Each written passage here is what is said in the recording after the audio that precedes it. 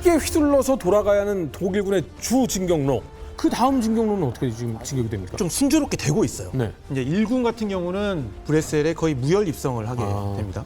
8월 23일 날은 독일군 2군이 나무르를 함락시켜요. 네. 그런데 문제가 뭐냐면 벨기에를 통과함으로써 영국 영국이 참전을 하게 됩니다. 영국이 여기서 영국 육군의 강점이 사실은 상비군이 얼마 안 되는데 개전한 다음에 실제로 모집을 하니까 정말로 구름대처럼 그렇죠. 몰려들어서 징병 어마어마한. 사무실에 가가지고 자원 입대를 했던 겁니다. 그래서 이제 실제로 1군이 내려오면서 8월 23일 몽스라는 곳에서 예상 외의 군대랑 조우를 하게 돼요. 그게 바로 이제 몽스 전투인 거고 2군 같은 경우는 이제 상부르강 그다음에 메즈강을 향해 이제 내려가는데 여기에 또 누가 올라옵니다. 프랑스군이에요. 프랑스 공격을 해옵니다. 엘랑하면서 영국군에게 딱 어떤 명령이 내려지냐면 여기 독일군이 온다. 여기서 방어를 해라. 영국군이 창호를 파고 방어 준비를 딱 합니다. 아니나 다를까 독일군 1군이 나타나죠. 빵빵빵 쏘는 독일군이 엄청나게 당황했죠. 그래서 경기관총을 들고 쏘는 게 아니냐는 말이 여기서 나오는 겁니다. 사실 영국군에서도 결국은 물러나긴 했지만 이 전투는 우리가 정말 잘 싸웠다라고 평가를 하거든요. 근데 영국군이 물러나게 된 것도 결국 오른쪽에 있었던 프랑스 5군이 샹부르강에서 밀려났죠. 뒤로 밀려나면서 어쩔 수 없이 철수를 하게 되는 겁니다. 라인 유지하느라고. 그렇죠.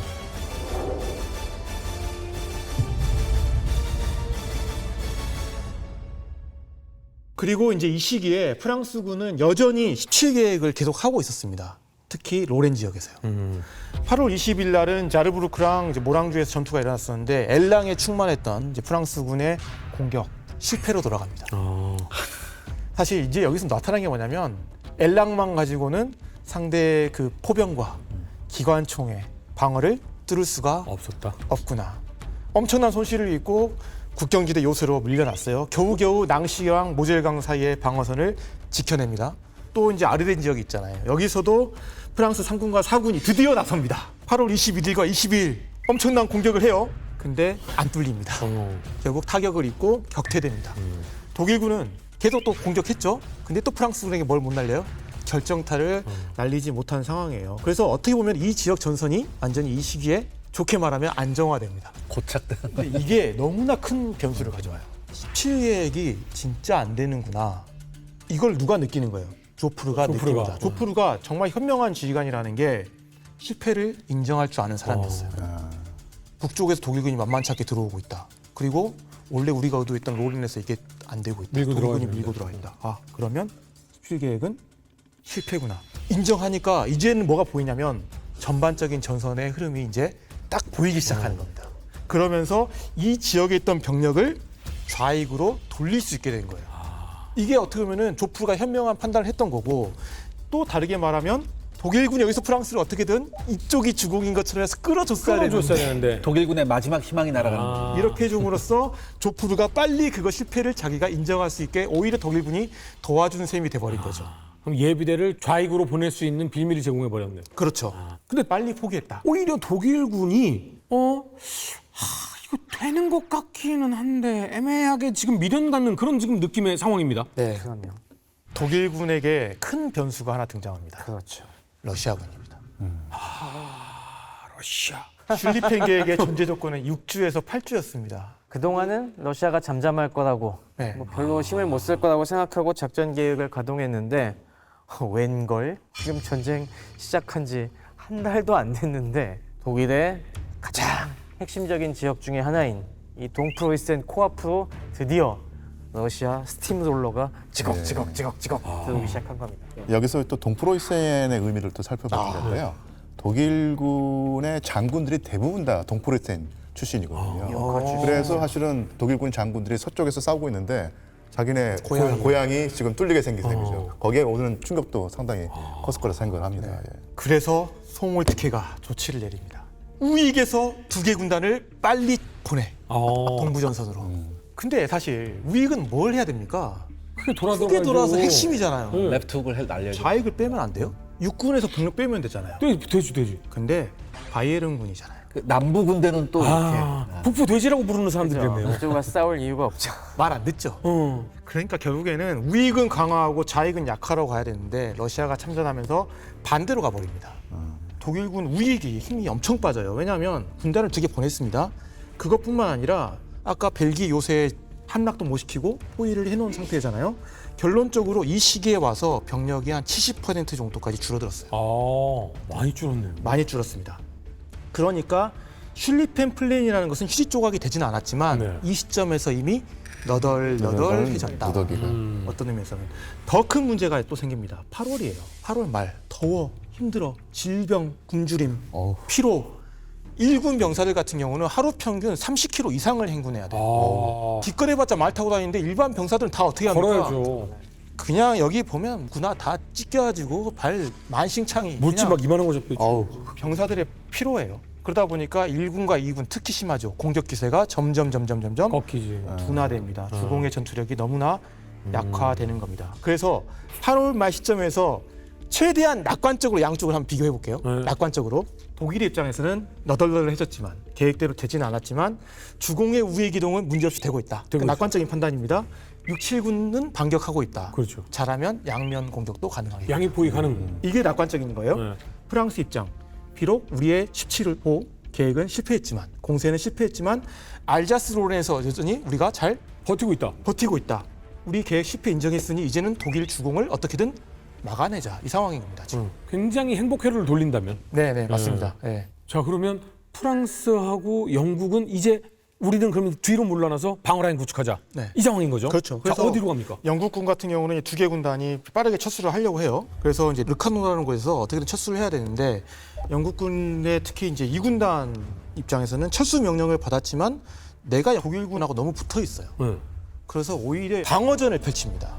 근데 여기서 영국군이 1군에게 큰 타격을 줘요. 근데 영국군도 여기 전투에서 한 7천 명 정도의 사상자를 냈지만 여기서 적시에 독일군을 막아줌으로써 다른 영국군 1군단이 무사히 이제 뒤로 철수를 할 수 있게 됐고 사실 영국군 같은 경우는 이 일련의 과정에서 많은 피해를 봤어요. 그러면서 우리는 프랑스랑 함께 싸우기 위해 왔는데 프랑스는 우리를 좌의 끝에 배치해 놓고 너무나 무신경한 거 아니야? 5군은 절대 나타나 주지도 않고 사실 몽수 전투에서도 결국 프랑스군 5군이 먼저 빠져가지고 영국군이 그렇게 됐잖아요. 그러니까 그런 상황 동안에 양 군의 관계가 약화됐고 영국군은 이 시점에서 야 이렇게 된 거 파리를 관통해서 아래쪽으로 흐르고 있는 센강까지 우리는 철수하겠다. 이런 이야기를 이제 하기 시작을 합니다. 그리고 이제 독일 일군 같은 경우는 영국군이 생각보다 어때요? 계속 잘 싸워. 잘 싸워요. 그러니까 전력 자체를 실제보다 과대평가하게 됩니다. 그러다 보니까 철수했어요. 그럼 일군이 바로 어떻게 해야 됩니까? 추격을 해야 되는데 추격을 주저합니다. 그리고 영국군은 실제로 남쪽으로 도망갔거든요. 근데 독일군이 남서쪽으로 영국군이 갔다고 생각을 해요. 그래서 덕분에 영국군은 이제 무사히 철수를 하게 됐는데 영국군 입장에서는 전투지가 많이 꺾이는 그런 시점이었던 것 같아요. 그리고 8월 27일 날 일군 사령관인 클루크 같은 경우도 이제는 빌로브의 작전 통제에서 벗어났어요. 너무 불만을 많이 표출했거든요. 그러면서 독자적으로 본인이 이제 일군의 기존 계획대로 남서쪽에 있는 아미행을 보고 계속 이제 진격을 개시를 하게 됩니다. 근데 이제 프랑스가 대응을 또 합니다. 예비대를 만들었어요. 그 예비대가 이제 로렌 쪽에 있는 군대, 그다음에 알자스에 있는 군대, 뭐 이렇게 합쳐가지고 육군을 만들어요. 여기서 프랑스 육군의 야전군을 넘버 하나 더 6입니다. 만듭니다. 그래서 이걸 어디에 배치했냐면 연합군의 좌익에 배치합니다. 근데 이 위치가 어디냐면 몽스에서 남서쪽으로 한 110km 정도 떨어진 파리 바로 북쪽이거든요. 위쪽.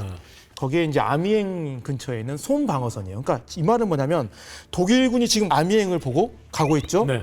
쭉 계속 가면 누구랑 만나는 거예요? 새로 편성된 프랑스 예비대. 예비된 육군이랑 충돌할 수 있는 그런 상황을 조프르는 조치를 해놓은 거죠. 그러면서 조프르는 랑제라크 5군에게 명령을 내립니다. 야, 철수 그만해. 지즈와 센깡땡 일대에서 반격을 실시해. 엘랑이 또 나와요. 반격을 하는데 이때 정말 잘 싸우는 사람이 나타납니다. 1군단의 데스페레예요. 독일군의 2군 소속의 가장 또 최정예 근위군단을 기지에서 저지합니다. 반격으로서. 그런데 이제 여기서 문제가 생겨요. 빌로브가 안 그래도 성격이 어떻습니까? 2군 사령관이 신중하고 네. 나쁘게 말하면 소심하세요. 소심하죠. 야, 내 진격이 어때? 차질이 생겨. 불안한데 내 옆쪽으로 누가 올라오는 게 아니야? 클루크한테 지원을 요청합니다.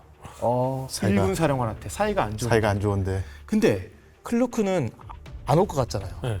땡큐 하면서 뭐 어떻게 승인도 받지 않고 원래는 아미행 쪽으로 남서쪽으로 가게 됐는데 바로 방향을 정남으로 돌리게 돼요. 아, 인무영지유네. 이게 바로 그 유명한 8월 31일의 방향 턴입니다. 근데 왜 클로크가 이런 선택을 했느냐? 사실 클로크는 남쪽으로 가고 싶었어. 네. 왜냐하면 내가 보기에는 영국 원정부는 이제 무너져가지고 위협도 안 돼. 차라리 나는 쭉 남쪽으로 가가지고 오히려 프랑스군 5군의 왼쪽 측면을 완전히 격파하는 게 훨씬 좋아. 내가 왜 굳이 남서쪽으로 가야 돼? 난 남쪽으로 가고 싶어. 그래서 클로크가 딱 지원 요청하니까 너무나 땡큐. 좋았던 겁니다. 그래서 남쪽으로 바로 가게 되는 거예요. 근데 이게 파리의 북동쪽으로 들어가는 형국입니다. 그렇죠. 동쪽으로. 근데 파리의 북쪽에는 누가 있어요? 지금 예비대인 육군이 딱 있잖아요. 그러면 클로크는 지금 남동쪽으로 가려고 그래요? 그러면 이 북쪽에는 누가 있어? 프랑스군이 있죠? 그러면 프랑스군이 이렇게 있으면 클로크가 이렇게 가게 돼요? 그렇죠. 그럼 결론적으로 프랑스의 육군은 독일군 클로크 1군의 어디를 공격할 수 있게 됩니까? 측면을 공격하죠. 좌측방을 네. 공격할 수 있는 모습을 만들어내는 거죠. 저기 입을 벌리고 있는데 그 사이로 들어가는 듯한 느낌이 지금. 그렇죠. 그러니까 이 상황은 뭐냐면 파리라는 도시가 마치 방파제처럼 독일군을 둘로 쪼개는 모습인 겁니다. 그러니까 1군 입장에서는 왼쪽으로 돌자니 1, 2군 사이가 벌어지게 되는 거고, 그렇다고 오른쪽으로 가자니 1군의 왼쪽 측면이 노출되는 대단히 딜레마적인 상황인데 결국 1군은 뭘 보고 가는 거예요? 파리의 오른쪽을 보고 가는 거예요. 근데 이게 사실 독일군의 전반적인 작전에 큰 차질을 주거든요. 근데 몰트케는 여기서 모르겠다, 될 대로 되라, 약간 이제 이런 상황인 거예요. 지금 거기까지 통제를 갔어요? 할 수 없는 상황이야 지금. 그러니까 나중에 얼마나 통제가 안 되면은 결국 본인은 지금 룩셈부르크에 있거든요. 근데 본인 직접 오지도 못하고 참모장교를 하나 보내잖아요. 근데 그 정도의 상황이 됐어요. 근데 이게 저는 몰트케가 이해도 돼요. 왜냐하면 몰트케는 원래 어떤 사람이냐면 군사령관에게 폭넓은 재량권을 부여해야 한다는 입장이에요. 부여해야 된다는 입장. 근데 이게 독일군의 전통이야, 어떻게 보면. 근데 이게 보부일 전쟁 때는 괜찮았어요. 왜냐하면 전선 자체가 어때요? 대단히 좁았기 때문에 네, 통제가 그나마 통제가 가능했죠. 왔다 갔다 느슨해도 총사령관, 참모총장의 어떤 큰 계획에서 벗어날 가능성이 적었는데 지금 이 전선은 너무나 넓어요. 그러다 보니까 제대로 통제를 못하면 계획 자체가 완전히 그렇죠. 어그러져 버리는 네. 상황인데 정말 어그러져 가고 있습니다. 그리고 보불 전쟁의 느낌은 나는 이런 전략을 가지고 있어라는 전략이 굉장히 폭이 넓어서 재량권은 알아서 발휘해. 근데 여기서만 벗어나지 마가 굉장히 컸는데 슐리펜 계획은 너무 자세한 계획을 이걸 다 지켜야 되는데 조금만 틀어줘도 방향이 너무 달라지는데 재량권이 굉장히 큰 느낌이 들어서 네. 아, 참 암담하구나. 그리고 와, 이렇게 깊게 자세하게 파헤치기 시작하니까 1차 세계대전이 이렇게 다른 방향으로 진행이 되고 있었구나 라는 게 있어서 참 재밌네요. 네, 그렇습니다. 지금 여기서 일군 입장에서는 원래 파리를 바깥쪽으로 돌아서 파리 자체가 이 굉장한 적의 반격의 핵심 거점이기 때문에 여기를 외부와 차단시키는 이런 작전이 중요하다고 생각했는데 지금 상황을 보아하니 우리 보급선도 늘어지고 있고 너무 덥고 병력은 계속 딴 데 빠져나가고 있고 하니까 현장 지휘관들은 이미 이때서부터 작전 원안을 고수하기가 힘들다는 생각을 자꾸 한 겁니다. 우리 너무 무리하지 말고 좀 작은 승리라도 확실하게 거머쥐는 게 낫다라는 쪽으로 좀 가고 있는 거예요.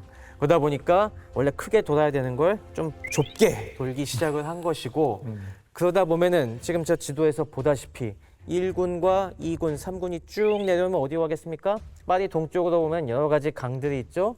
거기서 바로 동쪽으로 쭉 삐져나와 있는 그 강, 마른 강으로 갈 건너죠. 수밖에 없는 네. 겁니다. 이게 프랑스어로 마른 강인 거예요? 아니면 말라 있어서 마른 강인 거예요? 프랑스어는 마른입니다. 아, 마른 강. 파리 동북 쪽에는 여러 강들이 숲도 많이 있고 강들이 저런 식으로 오밀조밀하게 있기 때문에 이 사이를 뚫고 어떻게든 파리 서쪽에서라도 프랑스군의 이 배후를 치기 위해서는 가야 되는 곳이 이 마른 강 너머 저 남쪽인 것입니다. 슐리펜 계획은 전체적으로 보면 계속해서 이행이 되고 있습니다.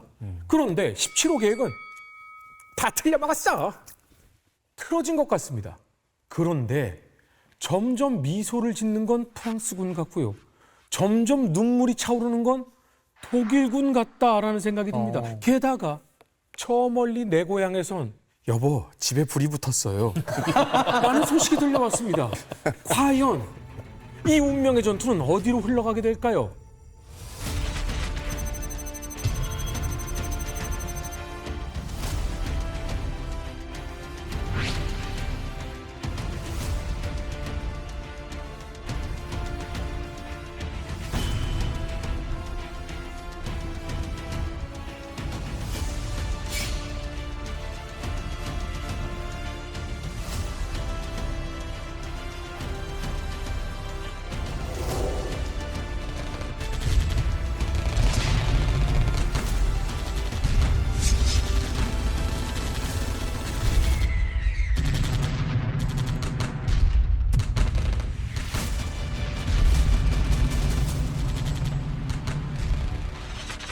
프로이센과 프랑스 전쟁 이후 43년 만에 파리가 다시 위험에 처했습니다.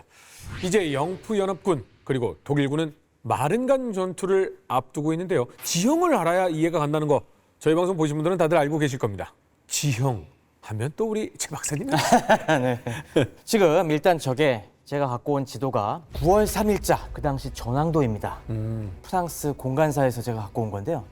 지금 저 전선을 보시면은 저 당시 전선에는 두 개의 커다란 기둥이 있습니다. 네. 바로 동쪽에 베르댕이 있고 그리고 서쪽에 파리가 있죠. 그래서 파리와 베르댕을 잇는 그 선에 독일군의 5개 군이 드디어 도달했습니다. 네. 그러니까 저기서부터 이 문을 박차고 나가서 이제 프랑스군의 뒤를 도르면은 진짜 그렇게 염원을 해왔던 대포위가 가능해지는 그런 상황이 돼 있는 거죠. 그리고 지금 저 파리와 베르댕이 저렇게 양쪽에 중요한 요새가 있다는 거 외에도 지형적으로도 상당히 저기가 공격과 방어에 희비가 엇갈리는 곳입니다. 저 북프랑스 지역은 유럽 대평원의 일부입니다. 네. 진짜 전반적으로 봤을 때 평평하고 그 사이로 강이 저렇게 남쪽에 루아르 강이 흐르고 북쪽에 센 강이 흘러서 이제 파리를 관통해 가고 이 마른 강이라든가 이제 뭐 우아즈 강이라든가 이런 것들이 다 저 센 강의 지류들입니다. 저렇게만 보면은 아, 저 지형은 진짜 평평하니까 그냥 쫙 지나가기 좋겠다라고 생각하실지 모르겠는데 저게 디테일하게 보면은 그렇지가 않습니다.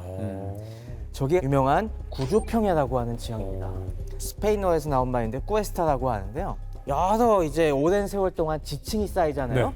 근데 지층이 단단한 층과 무른 층이 번갈아 이제 쌓여 있어요. 이 단단한 층은 뭐 한국 지형 같은 경우는 화강암 같은 경우가 대표적이지만은 저쪽 같은 경우 석회암 같은 것이 단단하고 그 사이에 혈암, 편마암 같은 것들이 중간중간에 쌓여 있습니다. 근데 저게 침식을 받으면 어떻게 되냐면은 무른 지형은 잘 깎여 나가갖고 네. 완만하게 그냥 평지가 돼버리고 단단한 지형 부분은 깎이는 게 잘 안 깎이니까 저렇게 날카롭게 칼로 밴듯이 이렇게 잘려 나갑니다. 그럼 이제 계단인가요? 그렇죠. 그러다 보니까 저기서 보시다시피 계단식 지형이 만들어져요. 그래서 가보면은 이 한쪽은 되게 평평한데 이 반대쪽은 깎아지는 듯이 돼 있는. 이 교수님은 특히 영국에서 유학을 하셨기 때문에 저런 지형 영국에도 많이 있는데 보셨겠네요. 맞습니다. 제가 살던 타운에서 런던 네. 갈 때 저런 지형 많이 겪어봤습니다.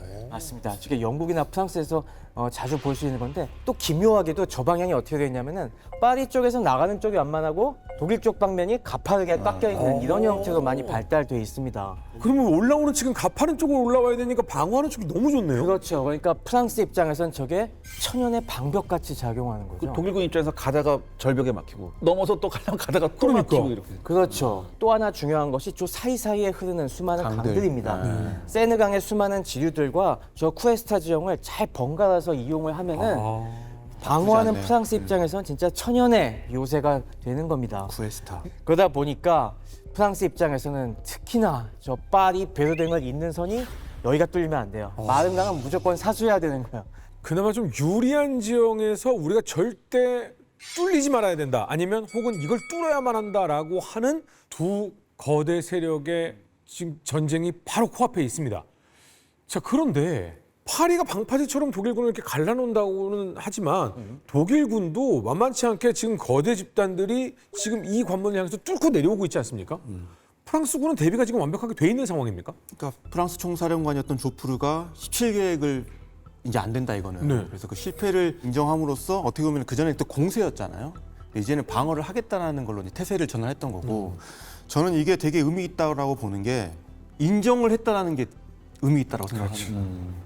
사실 무능한 지휘관은 내가 계획했던 게 잘 안 되더라도 인정을 잘 안 해요. 그러니까 우리가 흔히 뭐 실패는 성공의 어머니다라고 이야기를 하는데 실패가 성공의 어머니려면 인정부터 해야 된다는 거예요. 실패했다는 걸 인정해야죠. 예, 근데 그걸 인정을 하고 이 사람은 뭔가 이제 조치를 했다라는 점에서 큰 의의가 있을 것 같고 그러면서도 계속 에아 부대한테 공격 의지를 강조를 합니다. 공격 정신을. 이제 그 말은 뭐냐면 어떻게든 지켜내야 된다는 싸우는 의지로 이제 표출이 될 수 있을 것 같거든요. 그러면서 8월 말까지 엄청나게 많은 숫자의 프랑스군 지휘관을 계속 교체를 해요. 뭐 군사령관도 1명 교체를 했고 군단장 같은 경우는 21명 중에 3명 교체했고 사단장 같은 경우는 103명 중에 31명이나 해임시켰어요. 그만큼 어찌됐든 우리는 방어를 해 나가지만 계속 공세에 대한 마인드는 잡고 있어야 된다. 싸울 의지는 계속 가지고 있어야 된다는 저는 의지의 표상이라고 생각을 합니다. 근데 이게 궁금한 게 있는데 바라보는 관점에 따라 물론 다르겠지만 네. 지휘관을 바꾸는 것에 있어서 굉장히 큰 전쟁의 페인으로 분석되는 전쟁도 많잖아요. 많죠. 네네. 중견 이상급의 지금 장교들이 지휘관들이 무려 30%가 바뀌었죠. 바뀌었잖아요. 네네. 이 정도가 바뀌었을 때 군 내부가 잘 유지가 될 수 있어요? 사실 그에 대한 동요도 있었죠. 당연하죠. 근데 이게 필요하긴 했던 것이 17계획이 저희가 지난 시간에 얘기했듯이 알자스로렌 쳐들어갔을 때 아주 큰 참패를 당했었거든요. 무모한 공격을 정면 공격을 하다가 독일군에게 번번이 막히고 많은 이미 피해가 났기 때문에 이 프랑스는 특히나 혁명 정신이 있어갖고 잘못했으면 누군가 목을 쳐야 피를 봐야 이 좀 직성이 풀리는 나라지 않습니까? 책임을 져야죠. 누군가는. 그러니까 누군가 네. 책임을 막 지고 경질을 해야 민간인들이나 아니면 정치가들이 그나마 좀 그래 좀 일 좀 하는구나 이렇게 생각을 하기 때문에 네. 그래서 좀 저렇게 가혹하게 했던 측면도 있습니다. 아, 근데 뭐 지휘관만 바꿨다고 한다면 뭐 조프르가 왜 이 시기에 뛰어났나라고 네. 하기에는 좀 약하잖아요. 네. 근데 이제 이 사람이 했던 조치들을 좀 볼 필요가 있어요. 어허. 그래서 육군이라는 새로운 군대를 또 만들거든요. 프랑스 제6군. 일개 야전군을 새로 편성하죠. 네, 그리고 또 하나 더 만들어요. 제9군도 만들어요. 그러니까 어찌됐든 실패를 인정을 하고 남는 병력을 어떻게든 만들어서 파리나 아니면 우리 우발 상황에 대비해서 예비대로 만들겠다라는 거잖아요. 그래서 육군 같은 경우는 파리에 있던 여러 가지 사단들과 합쳐가지고 파리를 방어할 수 있는 대규모 기동군단을 또 만듭니다. 기동군을 만들어요. 그래서 여기에는 이제 파리 군정사령관인 갈리에니 장군이 사령관이 되기도 하고, 국군 같은 경우도 가장 또 잘 싸우는 사람으로 인정을 받고 있었던 포슈 공격 제일주의자였던 그렇죠. 이 사람을 이제 지휘관으로 사령관으로 임명을 해서 언제든지 우리가 딱 저기서 뚫리면 바로 역습을 하겠다. 뭐 이런 계획으로 이제 가는 거고, 또 하나는 그동안 사이가 안 좋았던 혹은 협조가 잘 안 됐던 영국과 관계 회복을 또 합니다. 어.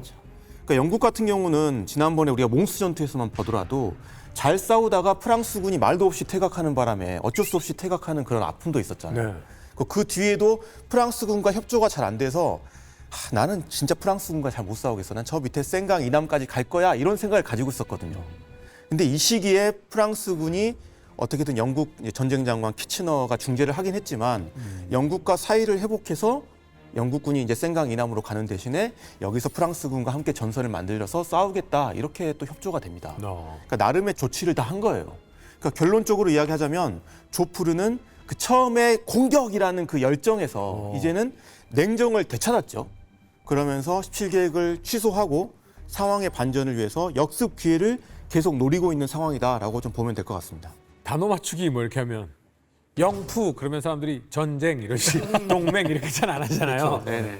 근데 이 관계 회복을 위해서 조프르가 영국과 외교 관계를 위해서도 노력을 하고 네네네. 군과 관계도 회복을 위해서 좀 노력을 하고 그리고 예비대도 2개나 만들어내면서 하나는 주력 방어군으로 하나는 어떻게든지 움직일 수 있는 기동 방어군으로 만들어 놓고 네네. 지휘관도 대규모 물갈이 하고 네네. 그리고 나서 이제 방어 준비를 철저히 했군요. 방어 준비를 하고 있는 과정에서 이제 독일군이 내려오고 있잖아요. 네.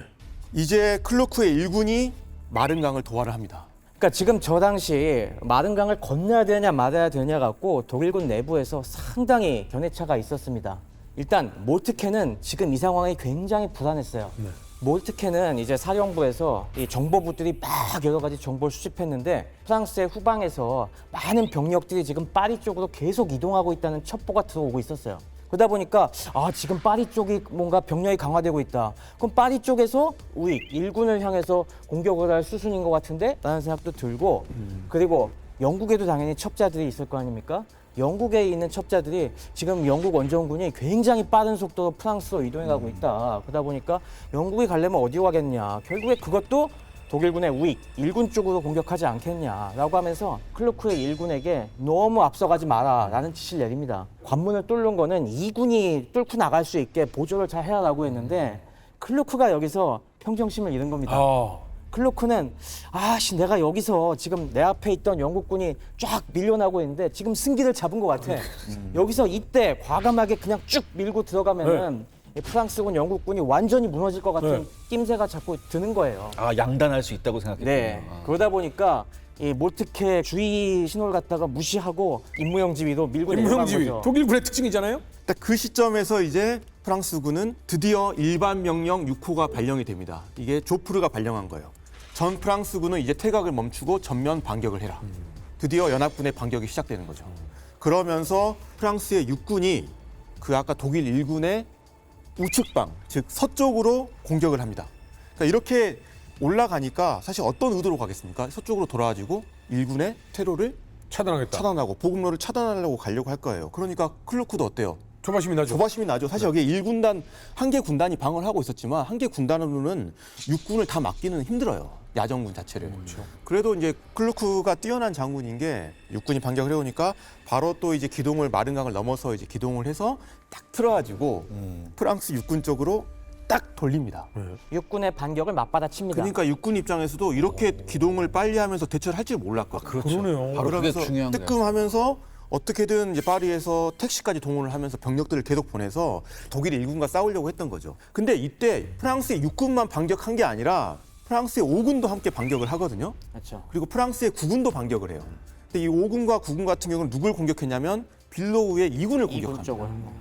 그 빌로우 2군 같은 경우도 나름 프랑스군의 압박을 잘 견뎌내고 있는 그런 상황이었던 겁니다. 그러니까 상황이 독일에게 아주 유리한 상황이네. 불리한 상황은 아니었다. 네. 그러니까 네. 사실은 측면에서 갑자기 적이 나타났다라고 하면 굉장히 흐트러지게 마련인데 붕괴되기도 쉬운데 네. 강을 다시 뒤로 건너가서 야 방어 진영 꾸려 해서 그걸 막아내고 밀어내고 있다라고 하면 오히려 반격한 쪽에서 야 이거 반격 작전 틀려본 것 같다 이렇게 생각할 수 있는 시점이잖아요. 저는 이것도 한번 생각해봐야 될 것 같아요. 무슨 뭐 사단이나 연대가 아니라 군이잖아요. 네. 이 대규모 병력을 이렇게 이동시켜서 다시 이렇게 한다는 건 그럼요. 지휘관의 역량이 일사불란하게 움직인 굉장히 거예요. 이게 군단이 그냥 쫙 뒤로 빠져갖고 네. 공격 방향을 전환한다는 게 쉽지 않았는데 독일군 그걸 해낸 거죠. 네. 근데 지금 느낌상 그렇게 따지자면 1군의 주력은 네. 본인들의 우측을 보고 있잖아요. 그렇죠. 그리고 2군은 앞으로 밀려오고 보고 있는 앞을 보고 있잖아요. 네. 맞습니다. 근데 일군의 주력이 우측을 보고 있잖아요. 네. 근데 단순히 우측을 본 게 아니라 병력을 서쪽으로 돌리면서 우측을 본 거예요. 그러면 안 네. 보이는 구멍이 보이는데? 그렇죠. 그러니까 아까 딱 이렇게 돌리는 상황 속에서 1군과 2군의 간격이 엄청나게 벌어져 버린 거죠. 근데 그 간격이 최대 60km까지 벌어지게 된 겁니다. 많이 벌어졌네요. 많이 벌어졌죠. 그런데 우연의 일치일지는 모르겠지만 영국 원정군이 아까 네. 도망 안 가고 네. 여기 버티고 있다가 네. 이 간격 사이로 들어오게 돼요. 들어가요? 예, 그러니까 영국 원정군하고 프랑스 5군의 일부가 이 사이로 이렇게 들어오는 그 상황이 조성이 되는 겁니다. 근데 프랑스 5군과 한참 싸우고 있던 빌로우 2군 같은 경우는 알아챘어요. 들어온다는 거를. 이거는 위기구나. 그렇죠. 어떡하지? 그런데 그때 딱 몰트케의 대리인으로 전선에 나와 있었던 정보참모인 헨치 중령이 봐도 이거는 이상한 거예요. 그러면서 빌로우에게 퇴각을 권유를 합니다. 그러니까 빌로우가 2군이 15km 후방으로 철수를 하게 됐고 2군이 철수하니까 자연스럽게 1군도 그 간격을 맞추기 위해서 당연히 뒤로 가야죠. 뒤로 철수하는 그 상황이 벌어지게 되는 거죠. 아니 근데 영국 원정군의 규모 자체가 크지는 않았잖아요. 그렇죠. 그러면 이거 뭐 별동대를 보내서 친다거나 해도 될 것 같은데 이 대군이 1군, 2군이 전부 다 뒤로 후퇴를 할 정도예요? 이거는 조금 약간 미스터리한데요. 저도 궁금합니다. 그러니까 이게 1917년에 독일군 총참모 본부가 이걸 두고 청문회를 한번 했었어요. 그렇다면 이제 여기서부터 한번 하나하나 좀 파봐야 되는데 첫째, 이게 중령에 그러니까 물론 중령도 뭐 고급 지휘관이긴 한데 근데 지금 1군과 2군의 그렇죠. 지휘관이 중령보다 높은 예. 지휘관이 얼마나 예. 많습니까? 그러니까 중령이지만 이 사람이 총참모장을 대리했어요. 근데 이 총참모장을 대리해서 전선을 이 사람이 시찰했거든요. 하루 시찰해가지고 이렇게 대규모 병력을 움직일 수 있는 이런 건의를 하거나 명령을 내릴 수 있었을까? 이것도 굉장한 의문점이었습니다. 그러다 보니까 옛날에 나온 1차 세계대전사에서는 방금 얘기하신 것처럼 막 헨치 중령한테 이 책임을 전가하는 애들이 많았죠. 예, 그러니까 여기서 야사하고 음모론이 굉장히 많이 나왔어요. 예. 이것이 알고 싶다. 근데 들어보고 싶습니다. 어찌됐든 네. 지금 중령의 하루 시찰한 보고가 지금 수십만의 독일군을 수십 킬로 뒤로 지금 미루고 15킬로 이상 뒤로 미루고 있는 거죠. 근데 이 다음에 이제 1차 사료에 대한 굉장한 연구가 있었어요. 그래서 당시 작성된 명령서, 회고록, 메모 같은 거를 철저하게 분석해 보니까 나름 이유들이 있었다. 그래서 제가 지금부터 그것을 알려드리겠습니다. 아이고 알고 싶습니다. 우선 헨치는 어떤 사람일까? 독일군 총참모본부의 정보과장이었어요. 아시잖아요. 이 독일군 총참모본부가 굉장한 엘리트입니다. 맞죠? 그렇죠. 최고 엘리트들. 예. 그리고 헨치는 특히 주변 평가가 굉장히 좋았던 사람입니다. 총참모장 몰트케 장군하고 제2군 사령관 밀로우 있었잖아요. 이 두 장군의 총애를 그야말로 한 놈에 봤던 인물입니다. 능력이 있는 사람. 예, 굉장히. 넘버 원, 투의 사랑을 그렇죠. 받았네. 예. 그러니까 굉장히 중요한 위치에서 이 사람이 전선 시찰을 나갈 수 있었던 배경도 그런 거예요. 전선 시찰의 목적은 뭐냐? 한마디로 전황의 결정적인 현장을 직접 보고 이 사람이 판단해야 된다는 겁니다. 근데 만약에 이 총참모장이 직접 갈 수 없으면 어떻게 하겠어요? 대리인을 보내는 거죠. 대리인을 보는데 어떤 대리인을 가장 보낼까요? 신뢰하는 사람을 보냈겠죠. 그렇죠. 가장 믿을 만한 인물을 보낸 거죠. 더군다나 이 힌치중령은 이군 사령관 빌로우 장군하고도 친분 관계가 있잖아요. 그러니까 굉장히 적합한 인물이었다. 더군다나 빌로우는 아까 뭐라고 그랬습니까? 이 사실을 굉장한 위기로 위기로 받았죠. 생각했죠. 네, 비관적으로. 그러니까 이제 네. 논의를 하는 겁니다. 헨치가 오자마자 그렇게 한 거예요. 제가 보니까 너무 간격이 넓고 저기 영국군도 깔짝깔짝 하는데 이거 위기 아니에요? 근데 빌로우는 이미 속마음이 뭐 위기라고 생각으로 하고 있었어요. 이미. 자기 생각하고 일치한다는 걸 여기서 탁 했어요. 그러니까 내 생각하고 내가 총애하던 얘도 생각이 내가 같구나. 틀리지 않았구나. 그렇죠. 그래서 결론이 뭐였냐? 어쩔 수 없다. 전면적인 퇴각이 답이다. 이렇게 결론을 내린 겁니다. 사실 중령으로서 한마디 드리자면 결과론적으로 봤을 때 영국군의 공격이라는 게 이때 이제 본격적인 공세라기보다는 사실 거의 우연이었어요. 그러니까 탐색전이었던 거예요. 그냥 한번 가본 거였어요. 쉽게 말하면. 못 먹는 감을 찔러봤는데 톡 하고 터졌네요. 왜냐하면 독일군이 이동을 하니까 그 공간으로 한번 가본 거. 네, 그냥 가본 거였고 사실 어떻게 보면은 그 1, 2군 간의 간격이 50에서 60km라고 이야기를 하지만 그렇게 치명적이지 않을 수 있다는 거예요. 정말 이 사람들이 확 돌파하지 않는 이상. 그리고 오히려 영국군이 들어왔다고 해도 1, 2군이 그 상황에서 정신 차리고 앞으로 진격하면은 오히려 영국군은 철수할 수밖에 없거든요. 그렇죠. 그러니까 그런 거를 다 감안하자면 특히나 또 독일군이 지고 있는 전투가 아니라 여기서 우세한 전투를 하고 있었기 때문에 여기서 철수하면서 결국 슐리펜 계획이 좌절돼서 전쟁이 이렇게 됐다라는 그 너무나 아쉬운 것 때문에 그 결과론적 입장에서 헨치가 네가 뭔데 네 멋대로 판단했어 이런 이제 비판을 하는 건데 사실 저는 또 중령이니까요. 제가 당시에 만약에 헨치 중령이라면 퇴각 말고 방법이 있었을까? 자신 없습니다. 왜냐하면 정보가 없어요. 영국군이 그냥 올라온 건지 아니면 정말 뚫고 들어왔는지 사실 거기에 대한 판단을 할 수가 없거든요. 더군다나 이때 당시에 독일군은 항공 정찰을 거의 못했던 네. 상태였고. 그러니까 지금 우리에게는 영국군을 막을 수 있는 예비대나 추가 병력이 없습니다. 전력으로 막아내고 있는 상황이었군요. 그렇습니다. 지금 그런 그 상황이에요. 당시에 당연히 우익을 강화해야 한다는 생각을 독일군도 하고 있었기 때문에 알자스 로덴에서 방어 임무에서 풀려난 7군 있지 않습니까? 네네. 7군을 지금 이쪽으로 불러오고 있었어요.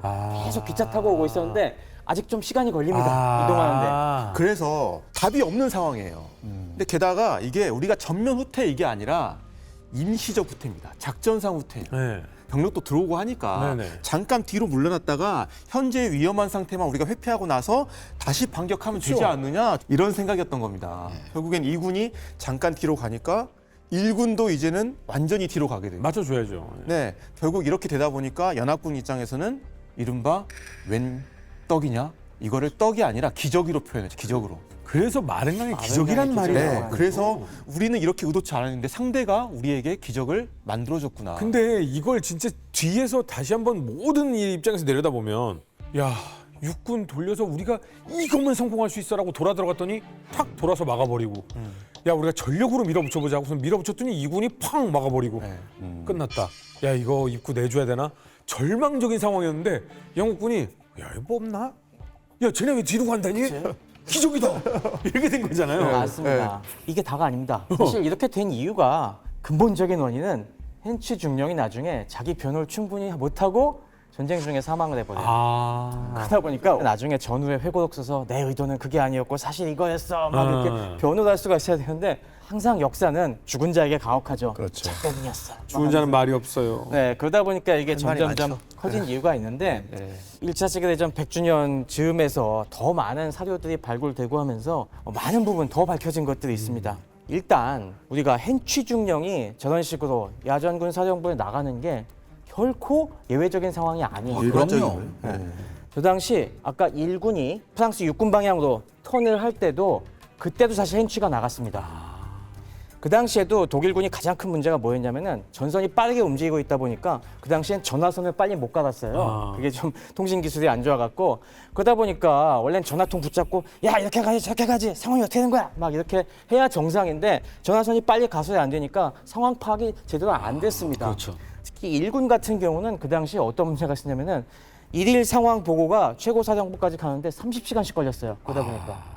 그래갖고 몰트캡 입장에선 미치겠는 겁니다. 그저께 상황 보고가 되는 거네요. 네. 그러다 보니까 누굴 내보내야겠다. 가서 지금 이거 턴을 시켜야겠다. 라고 해서 내보낸 게 hench였습니다. 왜? 아까 얘기한 것처럼 정복과장이니까. 네. 정복과장은 그냥 보직이 아닙니다. 핵심 보직이에요.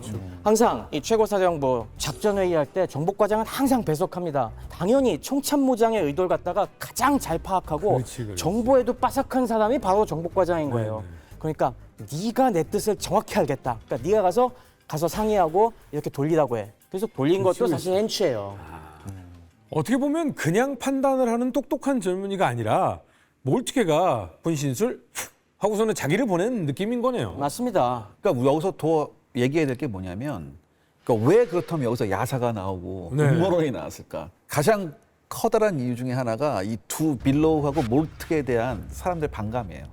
독일을 지지하는 사람들의 사실 몰트케하고 빌로우는 굉장히 신중한 성격이죠. 네네. 좋게 말하면 신중한 성격이고 그렇죠. 나쁘게 말하면 소심한. 예, 좀 그래요. 네네. 근데 슐리펜 계획은 어떤 계획이에요? 대범한 계획이었죠. 우린 짜 좀 승- 예, 신경을 승부사기 지르는 애들. 그러니까 이 첫 번째 슐리펜의 그 화끈한 전쟁 계획에 매료된 사람들은 당연히 이런 결과를 보면 망쳐놨다. 이건 전혀 납득할 수 없는 거죠. 그럼 사실 그리고 이후에 몰트케하고 빌로우도 굉장히 책임을 묻게 되잖아요. 네. 그렇기 때문에 이런 야사가 여기서 아. 팍팍팍팍 나와요. 음모론이 나올 수밖에 없는 네. 조건이네요. 근데 이게 당시에 엄청나게 큰 사건이었습니다. 세계사적으로도. 왜냐하면 미국의 신문에서도 미라클이라고 나오거든요. 기적이 일어났다. 왜냐하면 당시 입장에서는 객관적으로 봤을 때는 프랑스는 계속 지고 있잖아요. 네네. 지고 있고 파리도 함락 위기인 것 같고. 그렇죠.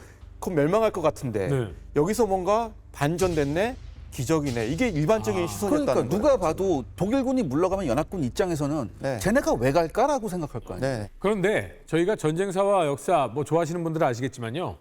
행운은요. 준비되어 있는 국가에만 주어집니다. 절대로 준비가 되어 있지 않은 국가에는 행운이 주어지지 않거든요. 분명 여러 가지 행운이 맞아떨어진 조건들이 있을 거예요. 근데 그중에 아까 병사를 실어 나르는데 택시를 탔더라고. 병사들이 까불! 이러면서 급하니까 택시를 불렀어요. 합승. 이거 전쟁 발발 당시 1914년에 네. 허준 씨한테 제가 질문 하나 하겠습니다. 네. 파리 시내에 택시가 몇 대나 있었을까요? 이때 당시요? 네. 1914년인데 14년에. 초인데요? 예, 예. 50대 100대? 50대 100대 조금 더 쓰시죠. 3천. 아니 지금 1910년대예요. 네. 참고로 그 당시 파리 인구가 그래도 한 조선시대예요? 300만 가까이 됐습니다. 그러면 한 10,000대. 정답이 만대. 와. 무려 만 대가 있었습니다. 자, 그러면 300명당 한 대꼴로 있단 말이에요. 그렇죠. 그러니까 이게 그 중에 4분의 3이 서울이야? 지금의 서울이야? 엄청났구나 프랑스가. 네, 그 중에 내 4분의 3이 뭐냐면 르노 AG1 모델이었습니다. 르노. 네. 그 여기 미터기도 있어요. 거기 보시면. 미터기 꺾고 가야죠. 예. 미터기 꺾고 가는 시대였구나. 예. 지금은 시간 거리 병산제인데 이때는 이제 거리만 이렇게 해가지고 되는 거였어요. 그런데 전쟁 발발 이후에는 이 만 대가 아니었고 3,000대만 운영을 했습니다. 드라이버들이 이제 전선으로 가야죠. 아 예. 전쟁을 하러 나가는 군대로 드라이버들도 가기 많이 아, 때문에. 예비군 택시 운전사들은 빨리 군대 가야죠. 아하. 그리고 이미 징발된 것들도 있고. 파리 택시를 징발할 계획도 원래 있었어요. 프랑스가 택시 가지고 왜 굉장히 중요한 기밀 문서들 있잖아요. 네네. 이걸 이제 옮기는 역할을 하게 돼요. 파리 문서 관공서들이 이동으로. 워낙 많으니까. 근데 생각보다 병력이 어마어마하게 필요하게 된 거예요. 네. 그다음에 전선 상황이 굉장히 다급하게 되니까 어떻게 돼? 아, 파리의 군정장관 갈리에니 장군이 야 택시 다 동원해. 그래서 다 병사 다 태워.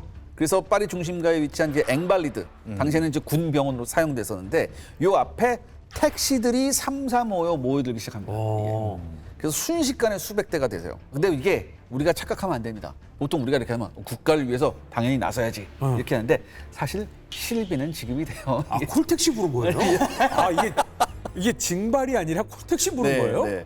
동양적 사고 관점에서는 나라를 위해서 무료 봉사해야 된다 이런 게 많은데 약간 속고는 조금 달라요. 뭐가 어떻게 됐든 국가에서 보상을 해줘야 돼요, 이거는. 아 그래도 그것은 나라를 위한 희생이다. 네. 그럼 저 때 그렇죠. 기름값도 비쌌으니까. 우리도 전쟁 나면은 특히 SUV 같은 경우는 징발. 저희 항상 할수 사인하잖아요. 있잖아요. 근데 네. 사인하셨어요? 그럼요.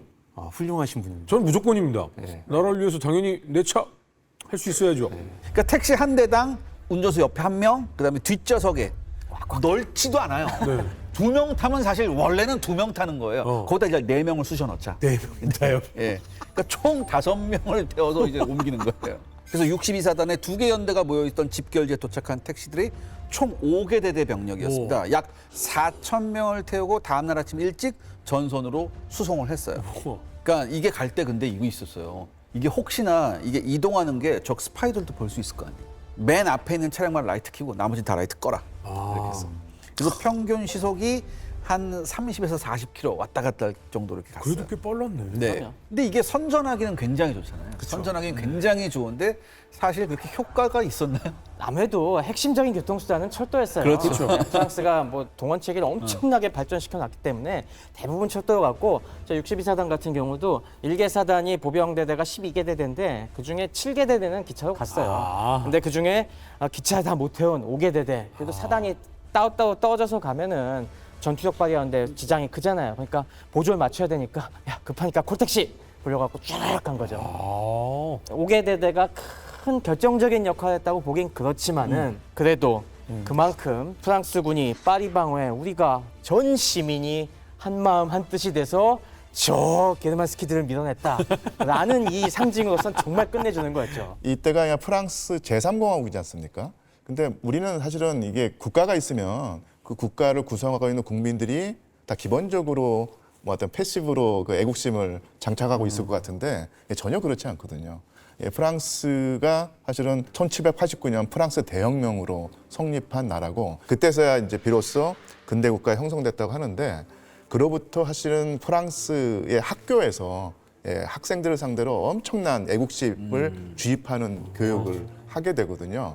그리고 수시로 신문에서 애국심을 강요하다시피 선전하는데 그런 과정을 사실은 100년 동안 했으니까 이때 비로소 효과를 보면서 프랑스의 민족주의가 원숙해졌다, 완성되었다라고 하는 것을 이제 반영해주는 사건이기도 하고요. 그 저게 강제는 아닌 거잖아요. 그러니까 예. 징발할 때 우리가 돈 줄 테니까 우리 택시 기사 여러분들 좀 도와주십시오라고 했더니 저렇게 모여든 거고 예. 뭐 돈은 지불했지만 저들의 애국심을 저 프랑스 국민들은 아 역시 우리 국민들은 자랑스러워 약간 이런 마음이 있었던 거고. 그러니까 또 하나 뭐 전시도 그렇고 나중에도 그렇고 이것은 사실 국가로서는 엄청나게 좋은 선전거리인 거예요. 그래서 영상화하고 뿌려서 프랑스 국민들, 특히 이제 학생들이 이걸 보면 피가 끓겠죠. 그러면서 나는 더더욱더 투철한 프랑스 애국 시민이 되어야겠다는 생각을 내면화했을 거고요. 좀 컬러. 예, 이건 재현한 것입니다. 예. 아 저게 바로 100주년 예, 2014년에. 택시도 그대로네. 네, 저희 보존해놓은 택시도 많이 있죠. 저 유럽 가보면은 저런 클래식카 동호회가 굉장히 발달돼 있어요. 그렇죠. 특히 영국에 어마어마하게 많이 예. 있는데 그래서 전국에 있는 클래식카 동호인들의 차량을 다 긁어 모았을 겁니다. 왠지 최 박사님이 그런 동호회 회장을 그러니까. 것 같은데 지금 한국에서. 자 이렇게 파리 택시가 프랑스인들의 애국심 그리고 결의의 상징이 됐는데 마른 강의 기적에 제대로 일조한 또 하나의 복병이 있습니다. 그것도 초거대 복병입니다. 그렇습니다. 이거는 아마 잘 모르시는 분이 많을 것 같은데 진짜 중요한 역할을 한 복병이 있었어요. 네. 그 정체는 바로 에펠탑이었습니다. 에펠탑. 잠깐만 에펠탑을 폭파시켜가지고 이렇게 아이, 뭐 이렇게 그렇진 파편 않죠. 효과를 내려고 그러나? 이 퍼레이드 하는데 이쪽으로 쓰러트리나요? 그 사연을 알기 위해서는 저게 에펠탑이 원래 무슨 목적으로 만들어졌다고 했죠? 박람회 입구. 그렇죠. 만국박람회 입구로 만들어지다 보니까 저게 원래 프랑스 혁명 100주년 1889년 박람회 때 그때 만들어진 거여갖고 원래 계획은 저거는 박람회 끝나면은 철거하기로 했었어요. 그래서 사실은 지금까지 못 볼 그럴 운명이었습니다. 지금이야 뭐 파리의 에펠탑이 영원불멸의 상징으로서 셀렌디옹이 저기서 참 멋있는 노래도 부르고 하지만은 저 때는 사람들께 반응이 안 좋았습니다. 사람 마음 갈 때야 그렇게 싫어했던 거군요. 네. 당시에 흉물이라는 얘기가 굉장히 예, 맞습니다. 네. 에펠탑을 당시에 아주 극혐했던 사람들이 되게 많이 있었고요. 그다음에 그 유명한 그 예술가들과 문필가들 중에서도 이 극혐주의자가 많았거든요. 그 대표적인 예가 바로 모파상입니다. 모파상. 기드 모파상인데요. 근데 그렇게 모파상이 주위 사람들에게 저 흉물 치워버리고 싶다고 그러는데 실제로 점심 식사를 할 때는 항상 그 에펠탑에 있는 레스토랑 가서 했던 거예요. 오. 표리부동하네. 예, 그래서 사람들이 뭐 당신 왜 이렇게 에펠탑 미워하면서 식당을 거기 사냐 했더니 파리에서 식사하면서 저 탑이 보이지 않는 곳은 여기가 유리하다. 아. 그래서 탑이 안 보인다고. 예, 이런 일화가 또 있죠. 그만큼 파리의 지식인들 사이에서 예술인 사이에서 이 에펠탑은 사랑의 대상이 아니라 미움의 대상이었던 것입니다. 등잔 밑이 어두워서. 근데 이걸 갖다가 당연히 굉장히 가슴 아파할 사람이 있죠. 누구겠습니까? 만든 사람. 만든 사람이죠. 만든 귀스타프 에펠이죠. 근데 자식 같은 에펠탑이 사라지게 놔둘 수는 없다. 야, 이거 뭔가 이 에펠탑 존치 여론을 높여야 되겠어. 그러면서 막 이 사람 저 사람 찾아다니는데 그러다가 발견한 사람들이 과학기술자들이었습니다. 에펠탑은 과학기술자들이 뭐 했어 먹어? 그 당시에는 고층 건물이 적었잖아요. 그죠. 예, 근데 이렇게 예. 굉장히 높은 건물이 있으니까 야, 이거 각종 과학 실험을 하기 좋다. 위에 올라가서 떨어뜨려요? 첨성대 같은 거 기상 관측할 때 높이 올라가면 좋잖아요. 맞아요. 네. 그런 목적으로 아주 좋았습니다. 저게 높이가 300m나 되다 보니까 꼭대기에서 별 보면은 야, 천체 관측하기도 좋겠네 하면서 여러 과학기술자들이 이걸 이용하니까 에펠이 어떻게 하냐면 여기를 실험실로 개방하겠습니다. 그래서 저 중간중간에 실험실을 많이 설치할 수 있게 장려를 합니다. 그러면서 막 여론이 좀 좋아지나 싶었는데 근데 문제는 과학기술자들은 힘이 없잖아요. 네. 그러다 보니까 여론이 안 끌어오르는 거예요. 뭐 한 방이 없을까라고 생각하던 차에 아주 좋은 건수가 생각났습니다. 이게 뭐냐면 바로 무선 통신이 발달하기 시작한 거예요. 이 에펠탑의 통신 기지가 바로 이 마른강 전투에서 어마어마한 역할을 했던 겁니다. 에펠탑 안테나의 비밀을 제가 설명드리도록 하겠습니다. 그래서 이렇게 에펠탑 모형과 원리가 같은 요 그 당시 무전기 키트도 갖고 왔습니다. 이걸 키면은 씩 하면 여기 막 어우, 뜨고 들어온다. 강한 전압이 발생해갖고 겁나 똑똑해. 이걸로 미국까지도 통신했어요. 우와! 대양을 건너서 대박이구나. 네. 여기서 또 중요한 인물이 한 명 나옵니다. 그리고리 라스푸틴. 푸틴. 자기에게 아부하고 뇌물을 갖다 바치는 사람들을 요직에 이제 꽂아주는 겁니다. 근데 이게 정치계뿐만 아니라 군대에서도 마찬가지였던 거예요. 러시아의 국정 전반에서 이런 네포티즘하고 파벌싸움이 강했고 이런 알력이 결국은 러시아군을 좀먹었다. 가장 똑똑하다고 평가받았던 리에주의 영웅 루덴도르프. 참모장으로 임명한 다음에 사령관을 임명합니다. 사령관 누구야? 사령관은 힌덴부르크가 와요. 그가 오는군요. 우리 둘의 관계는 매우 행복한 결혼이다. 이 두 사람의 결합이 독일 8군에게는 혹은 독일에게는 정말 위기의 순간에서 구원을 해준 거죠. 그러네.